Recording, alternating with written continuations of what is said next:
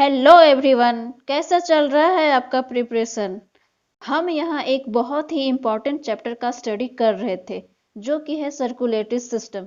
इसमें मैं इसका इंट्रोडक्शन और व्हाट इज ब्लड करवा चुकी हूँ। इसके बाद मैंने कंपोजिशन ऑफ ब्लड स्टार्ट किया था जिसमें कि मैंने प्लाज्मा के बारे में पूरी जानकारी दे चुकी हूँ। जिन्होंने हमारी प्रीवियस वीडियो नहीं देखी है वो जाकर देख ले। यह चैप्टर किसी भी एग्जाम के लिए बहुत ही महत्वपूर्ण है, चाहे वो जेटेट हो, बीटेट हो, सीटेट हो या पारा शिक्षकों की आने वाली परीक्षा ही क्यों ना हो। साइंस तो आखिर साइंस है, वो कहीं भी चेंज नहीं होगा, इसलिए इसे ध्यान से पढ़ने की आवश्यकता है। आज हम ब्लड कॉर्पुसल्स स्टार्ट करेंगे जो कि second main composition of blood है, मतलब रुधिर का दूसरा मुख्य घटक है। यह ब्लड का 45% कैरी करता है और यह ब्लड का सॉलिड पार्ट है, मतलब ठोस पार्ट है, ठोस भाग है। इसमें हम 3 सेल्स के बारे में स्टडी करेंगे जो कि हैं आरबीसी, डब्ल्यूबीसी और प्लेटलेट्स। अभी हम आरबीसी के बारे में पढ़ेंगे। इसकी खोज किसने की, इसका आकार कैसा होता है, आरबीसी कहाँ बनता है, आरबीसी कहाँ मरता है, स्मॉलेस्ट आरबीसी कौन सी है, लार्जेस्ट आरबीसी कौन सी है, इससे होने वाली डिजीज क्या है, लॉ आरबीसी में क्या होता है, एक्सेस आरबीसी में क्या होता है। तो इन सब बातों पर अभी हम चर्चा करेंगे। तो चलिए पढ़ते हैं आरबीसी के बारे में। आरबीसी का full form red blood cells या रेड ब्लड कॉर्पुसल्स होता है। इसे हिंदी में लाल रक्त कणिकाएं या लाल रक्त कोशिका कहा जाता है।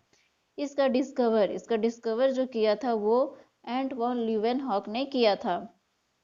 इसका अदर नेम जो है वो एरिथ्रोसाइट है। यह कह सकते हैं कि आरबीसी का साइंटिफिक नेम एरिथ्रोसाइट है। इसका फॉर्मेशन कहाँ होता है, तो इसका फॉर्मेशन जो है सो रेड बोन मैरो में होता है। हमारे बॉडी में, हमारे शरीर में बोन मैरो या अस्थि मज्जा के 2 पार्ट्स होते हैं, red bone marrow and white bone marrow. तो आरबीसी का जो फॉर्मेशन है वो रेड बोन मैरो में होता है और यह एडल्ट कंडीशन में होता है, यह एक वयस्क में होता है। नेक्स्ट हम देखेंगे कि एम्ब्रायो में आरबीसी का निर्माण कहाँ होता है। तो एम्ब्रायो में आरबीसी का निर्माण लीवर में होता है या तो स्प्लीन में होता है। इसके बाद है process of formation of RBC is called erythropoiesis या हेमोपोइसिस। मतलब आरबीसी के फॉर्मेशन की प्रक्रिया को, आरबीसी के निर्माण की प्रक्रिया को एरिथ्रोपोइसिस कहते हैं या हेमोपोइसिस कहते हैं।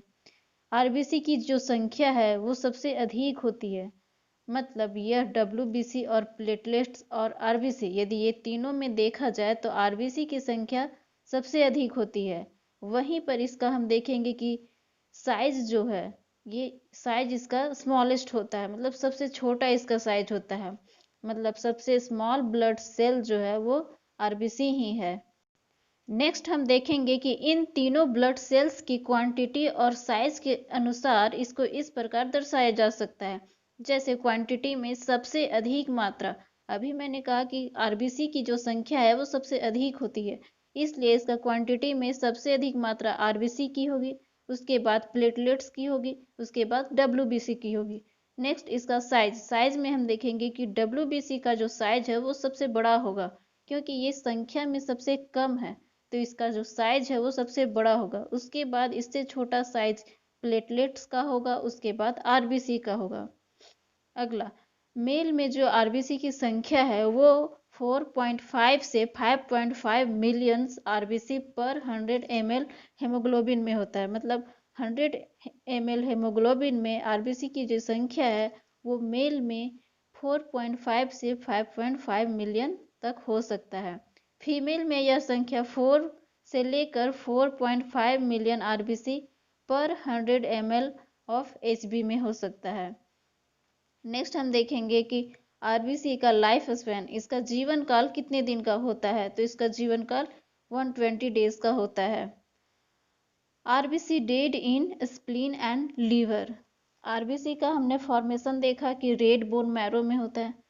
अभी हम देखेंगे कि इसकी मृत्यु कहाँ होती है। तो इसकी मृत्यु स्प्लीन और लीवर में होती है। स्प्लीन को प्लीहा भी कहा जाता है और इसमें भी अधिक संख्या में आरबीसी की मृत्यु जो होती है वो स्प्लीन में होती है और लीवर में कुछ आरबीसी की कुछ मात्रा का जो मृत्यु है वो लीवर में होता है। इस इसलिए आरबीसी का कब्रगाह या graveyard of RBC spleen को कहा जाता है। यदि ऑप्शन में स्प्लीन ना हो तो वहां लीवर भी इसका आंसर हो सकता है, क्योंकि कुछ आरबीसी लीवर में भी मरती है। अब क्या हम देखेंगे कि स्प्लीन में आरबीसी की मृत्यु हो जाने पर वहीं पर इसका रिजनरेशन भी स्टार्ट हो जाता है और वहीं पर यह स्टोर भी होता है, और इस स्टोर्ड आरबीसी को हमारा शरीर जो है वो इमरजेंसी कंडीशन या आपातकालीन स्थिति में इस संग्रहित आरबीसी का उपयोग करता है। अब हम देखेंगे कि आरबीसी का शेप कैसा होता है। तो इसका शेप जो है वो बाइकनकेव या द्विअवतलाकार या इसे पेड़े जैसे भी कह सकते हैं। इसकी आकृति जो है वो द्विअवतलाकार या पेड़े जैसी होती है। लेकिन यदि आरबीसी से हेमोग्लोबिन बाइंडेड नहीं है तो आरबीसी का जो शेप है वो गोलाकार होगा। आप जानते होंगे कि आरबीसी में ही हेमोग्लोबिन पाया जाता है। Next, nucleus is absent in adult mammal RBC, मतलब एडल्ट मैमल के आरबीसी में न्यूक्लियस जो है वो एब्सेंट होता है। लगभग सभी एडल्ट मैमल के आरबीसी में न्यूक्लियस जो है वो अनुपस्थित होता है, लेकिन इसके कुछ एक्सेप्शन भी हैं, जिसमें कि कैमल और लामा है। लामा पहाड़ों पर पाया जाने वाला एक जंतु है।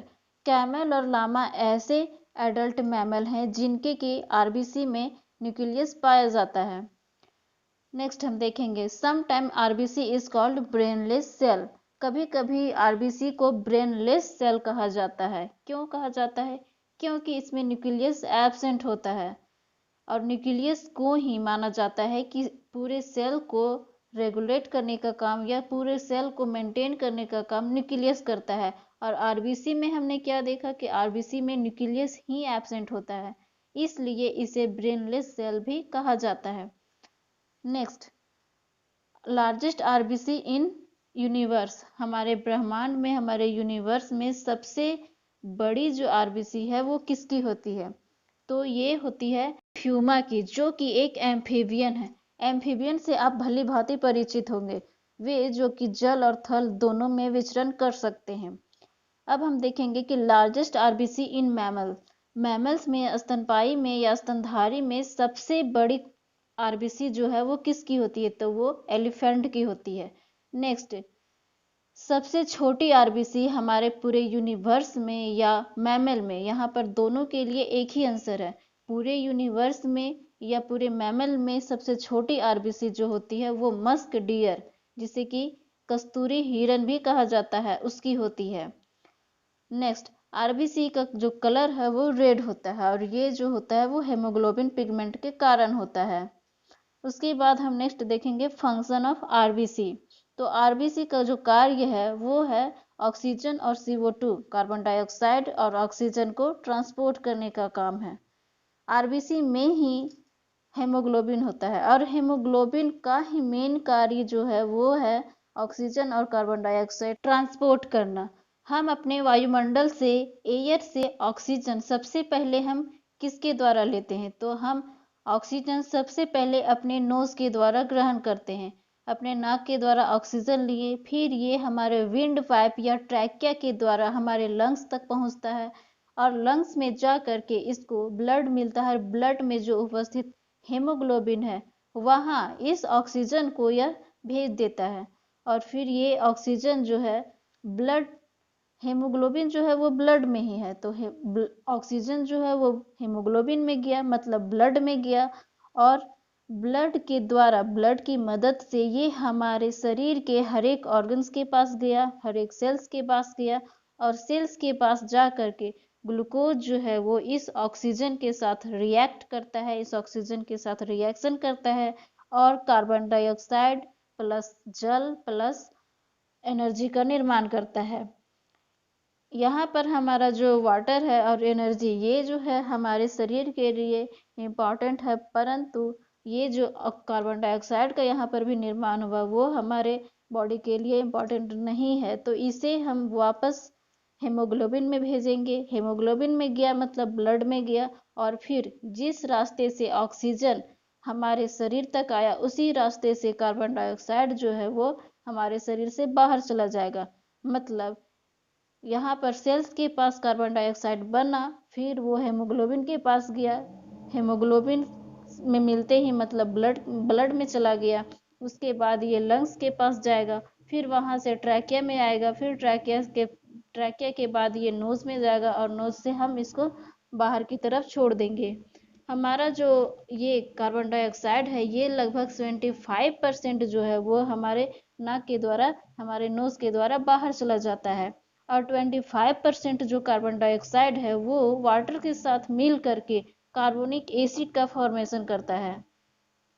यहाँ एक और बात जो है वो ध्यान में रखने योग्य है, जब हमारे बॉडी में प्रॉपर अमाउंट ऑफ ऑक्सीजन होता है, मतलब ऑक्सीजन की जो मात्रा है वो सही होती है, उचित होती है, तो कार्बन डाइऑक्साइड का निर्माण होता है।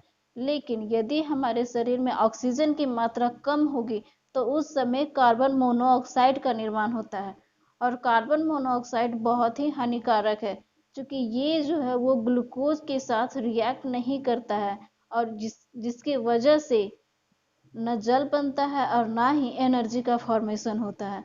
तो जब एनर्जी का फॉर्मेशन होगा ही नहीं तो हमारे सेल्स को एनर्जी मिलेगा ही नहीं, तो इसकी वजह से ना एटीपी बनी, मतलब ना तो एनर्जी बना, तो सेल्स को एनर्जी नहीं मिली, जिसकी वजह से सफोकेशन, हमें घुटन महसूस होता है और हमारी डेथ भी हो सकती है।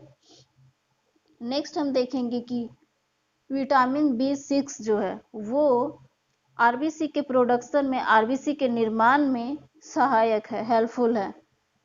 अब हम देखेंगे कि आरबीसी से होने वाली डिजीज कौन सी हैं। अभी हम देखें कि विटामिन B6 जो है वो आरबीसी के प्रोडक्शन के लिए हेल्पफुल है। जब विटामिन B6 की कमी होगी तो ये जो है सो माइल्ड एनीमिया का कारण बनता है। नेक्स्ट, लो आरबीसी, मतलब आरबीसी की यदि कमी होगी तो ये एनीमिया का कारण बनेगा। अब इनके यहाँ पर कुछ सिम्टम, कुछ लक्षण दिए गए हैं, जो कि हैं लो ब्रीदिंग, वीकनेस, येलो आई, white nail.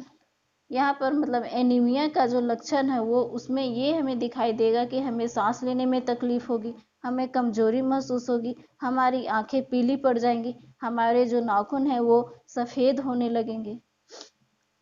Next, access RBC, जब आरबीसी की संख्या बहुत अधिक हो जाएगी तो उस कंडीशन को हम पॉलीसैथेमिया या पॉलीसिफोनिया का नाम देते हैं। इसमें क्या होता है कि इसमें हमारे स्किन पर ब्लैक स्पॉट, काले धब्बे बनने लगते हैं। नेक्स्ट हम देखेंगे इससे होने वाली एक बीमारी है सिकल सेल एनीमिया। यह एक जेनेटिक डिसऑर्डर है, मतलब यह एक पीढ़ी से दूसरी पीढ़ी में हस्तांतरित हो सकती है। इसमें आरबीसी का जो शेप है वो इरेगुलर हो जाता है, इसका जो शेप, नॉर्मल जो शेप है, जो बाई कनकेव है, वो शेप इसका नहीं रह जाता है, इसका आरबीसी का शेप अबनॉर्मल हो जाता है। नेक्स्ट हम देखेंगे हेमोसाइटोमीटर। यह एक ऐसा डिवाइस है, ऐसा यंत्र है जो कि आरबीसी की संख्या को काउंट करने के लिए इसका उपयोग किया जाता है। यहाँ पर हमारा जो आरबीसी है, रेड ब्लड सेल्स, यह समाप्त होता है। आपको यह वीडियो कैसा लगा अपना फीडबैक जरूर दें। नेक्स्ट हम ब्लड कॉर्पुसल्स में ही WBC पढ़ेंगे।